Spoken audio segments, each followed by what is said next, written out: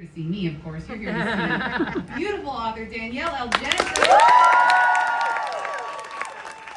Thank you all. I'm so excited to see all your faces. Did you bring a camera so you can take a picture of them all? Yeah. Do you have your books? Yeah. You read things on Instagram. I like to look at myself. So we all know Danielle. We're all here because we know her books, right? Of course, we're celebrating a Curse Cards and Bones release, which is technically tomorrow.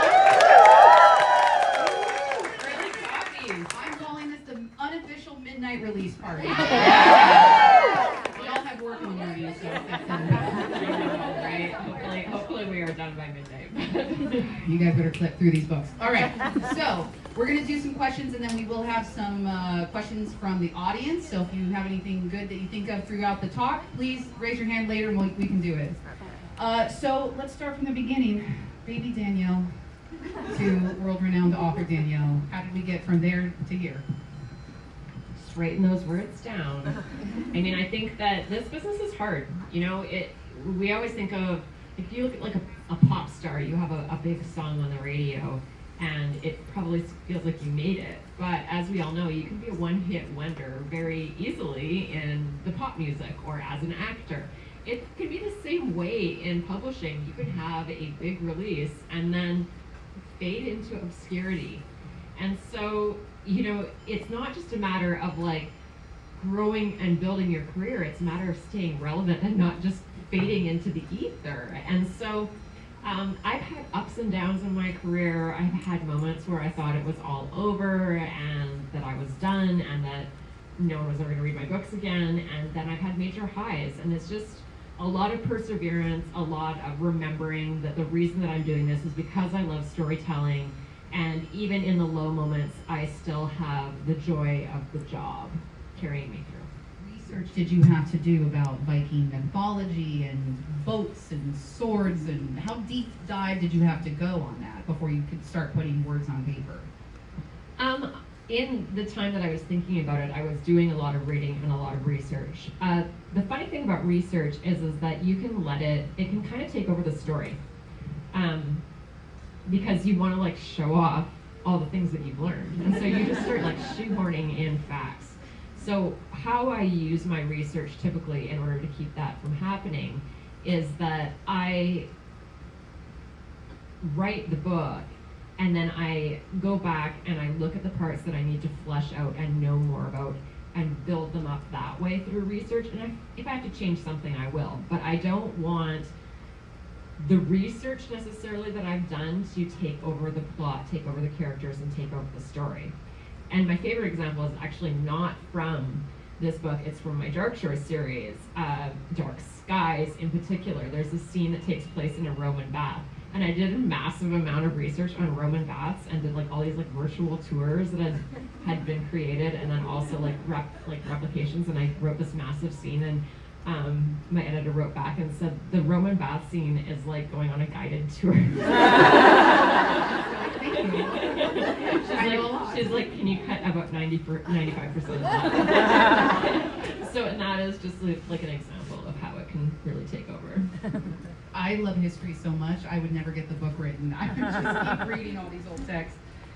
Why did you decide to do this Viking story as a fantasy instead of just a historical fiction type book? What about the fantasy element excited you about telling this story?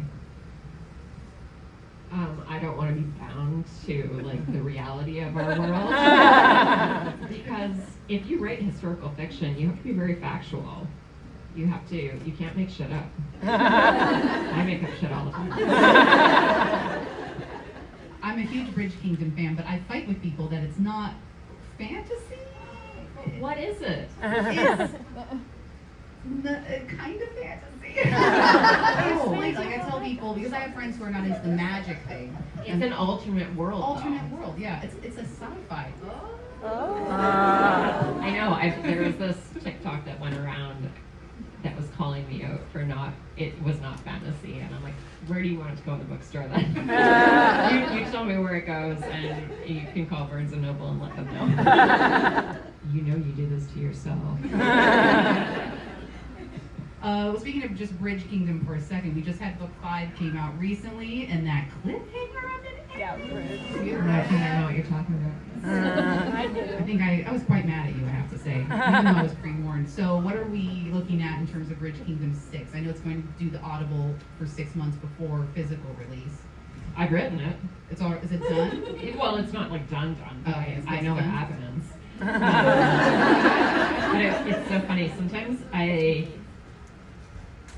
leave things until like draft 3, like sex scenes, and so it'll just say in my draft, spice scene with square brackets. My editor's like, you have to, like, are you gonna write this? And I'm like, yeah. And she's like, okay. And so I actually spent the past week writing all the spice scenes. Does that make it easier or harder? No, I was Condescending like, to- it was like vibing in Jensen-A.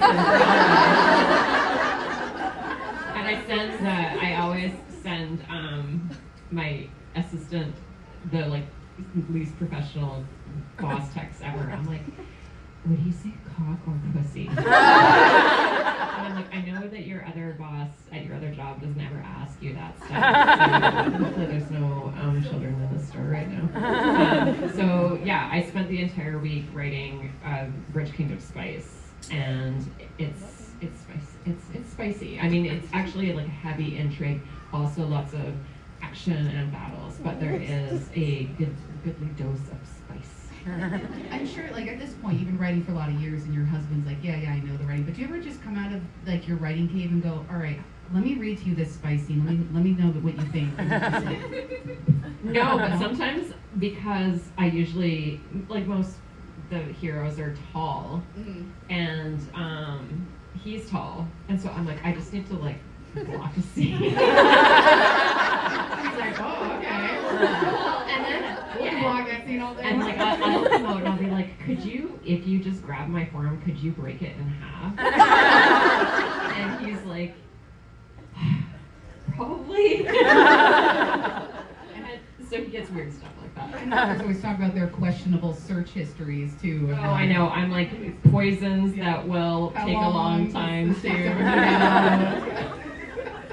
Like, please don't put me on a watch And list. this book, because Ithaca is known for explosives, I did a lot of searches on like making bombs. And so I'm sure I'm Canadian, but I'm sure the FBI is like. I mean, you're gonna become part of America soon, right? I know, right? So are we going to get a Bridge Kingdom 7 with another couple? No. I was hoping it was gonna be about me. I know. I mean, I thought about A it. random new ginger that just showed up. Who's so skilled with weapons. Everything. Yeah. Just another one of Laura's random sisters you haven't met yet. Bailey. Name's Bailey.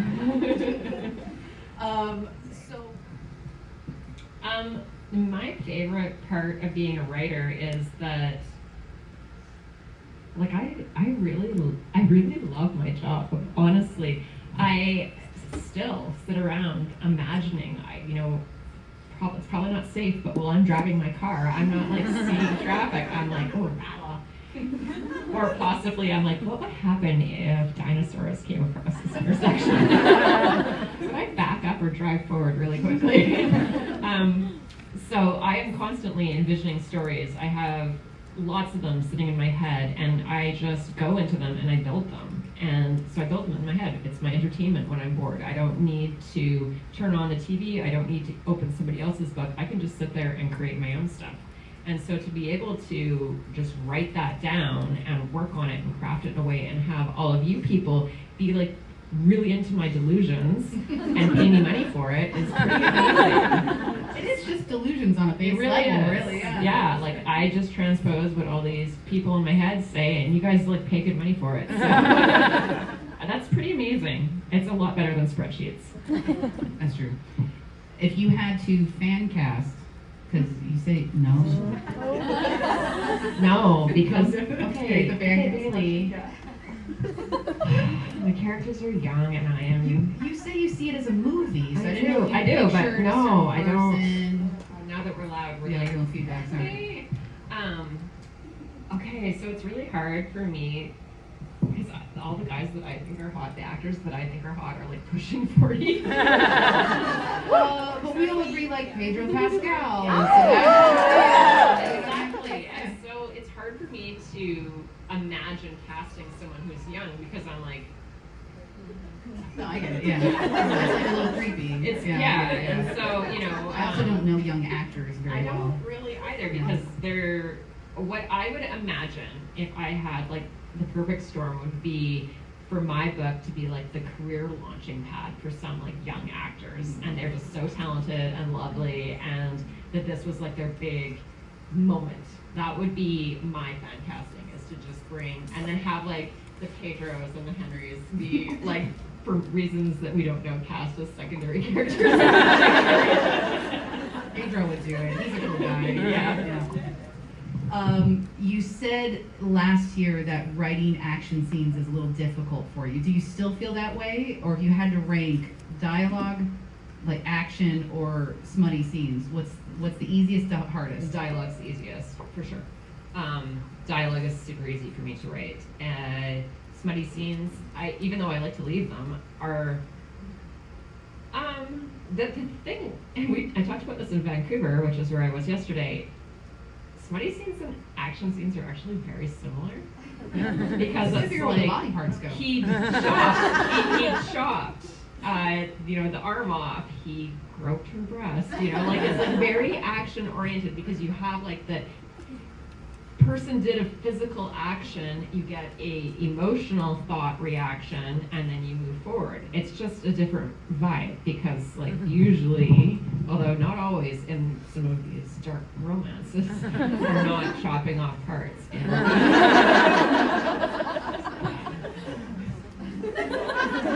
mean, it's true. No, that's true. Arcana Academy. Yeah! Which I endorse. You can read my endorsement on the retail listing while you're there pre-ordering it. I'm like a one-woman sales pitching force. No, if you love tarot and you love dark academia, this is a good book for you. Lots of romance. And then give us just a rundown of what's next, because I know you got a lot of stuff coming out. What can we see from you next? We got hardcover Bridge Kingdom, we've got Dark Shores, we've got Bridge Kingdom 6, it just keeps going. So what's next? Bridge Kingdom 6 does have a title. I'm just not allowed to tell you Ooh. yet. Can you tell me later? Yes. I can tell you later. I have another book under contract, a duology under contract with Del Rey. They know what it's about. And I know what it's about. And I'm very excited for it. And I think we'll be talking about that a lot more in the fall. Right now I am very focused on getting Bridge Kingdom 6, which is a very long book, actually, completed with all of its sex scenes and battle scenes. Lots of thrusting and jabbing and tariffs.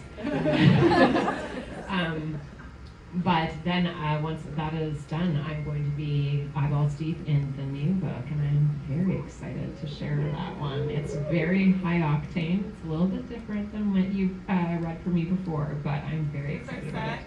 There's sex. Also, Can I battles. order it now? Also, battles. So there's more thrusting and no tariffs. I feel like I didn't ask this question, but if you could write in a different genre, would you choose like a rom-com where you don't have to write action sequences? No, because I need the drama and the high stakes. Because in the real world, if he's like, I'm gonna kill that guy for looking at you, you're like, oh. It's in fantasy, you're like, oh. So I need the fantasy in order to. It's either that or I have to totally go into like a serial killer. Yeah, I do. I mean, I really love like you and Dexter and those types of. I actually have a real fascination with serial killers, which is why you have so many like villains that are so unhinged in my books. Is because I really like those. So maybe I just need to make my villain the love interest. I know. So, can I pre-order that one too? Thank you. Okay, so we were going to open up for some audience questions. Do they have a microphone, or you want them to just yell? But obviously you have a lot It's Marcus from Dark Shores. The question was, Karis is great, but who's your favorite male character? But Karis is second. Yeah. But Marcus is just so tragic. So no, I do love the intellectual male lead. Those are always going to be my most favorite. But yeah, if you haven't read my Dark Shore series, they have them here. Marcus is in that one. Yes, right here in the corner. How much research do you do into sword fighting? And I wonder that every time I read a book. How much research does she do into sword fighting? I have like a book on it that's like a manual. And so, but this again goes back to if you try and make it too technical, it reads like an instructional manual, which is not fun. So, you know, it's an art form. I would say that I'm like the best at it, but I'm definitely not the worst. So you're trying to just, I do know the technical stuff, and I have a book that like is full on, like this is like instructions on how to do it and how, like with broadswords and various other swords. So, you know, I look at it, but then I write fantasy. So if I feel like totally doing my own thing, I can. Plus these are sort of almost superhuman people who can do things that a human can't. Do any of you own swords?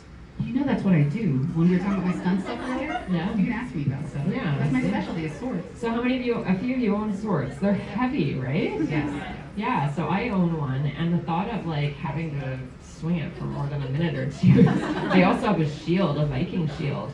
And so the scene at the beginning of, or near the beginning of A Fadington Blood where Bjorn makes her hold it up, it's really hard. It's actually heavy. I can't do it for that long because I have like really skinny arms and I'm not strong. But it's actually really hard. So one of the reasons that I have it is I wanted to know what it felt like to run with that strapped to my back, to hold it, to carry it, to hold all these things and what it would feel like. So I do stuff like that where I need to know how it feels more than the technical side of things. Must be weird to be your neighbor. Yeah, I know. I have worn a full suit of plate armor made like old school. It was 85 pounds. And I couldn't move in it. Like it was really So insane. sweaty at the end of it. Oh yeah, it's disgusting. I want to go way in the back. Orange shirt, way back there, the cute glasses. When you're creating your characters, do you already have all of their ambitions planned at the get-go, or does it naturally evolve over writing all the time? Okay, so when I'm creating my characters, do I already know everything there is to know about them? Their ambitions, what they want to do and achieve? Okay. Yes, because as I'm creating my mini movie before I start to work, I build them up. So I might not know everything about them, but I know their, like the primary goals in their heart when I start to write. I will already know what they're trying to achieve.